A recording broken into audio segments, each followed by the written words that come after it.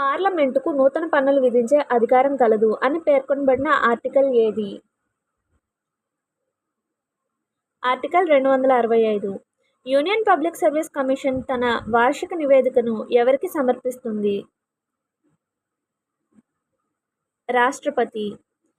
క్రింది భారత రాష్ట్రపతులలో ఎవరికి ట్రేడ్ యూనియన్ ఉద్యమంతో సంబంధం కలిగి ఉంది? వివి గిరి. ఈ క్రింది వాటిని పరిశీలించండి. ఒక రాష్ట్ర ముఖ్య కార్యదర్శిని ఆ రాష్ట్ర గవర్నర్ నియమిస్తారు. ఒక రాష్ట్ర ముఖ్య కార్యదర్శికి నిశ్చిత పదవీకాలం ఉంటుంది. ఏ మాత్రమే కరెక్ట్ ఏంటండి అంటే ఒక రాష్ట్ర ముఖ్య కార్యదర్శిని ఆ రాష్ట్ర గవర్నర్ నియమిస్తారు అంట. వారికి పదవీకాలం అనేది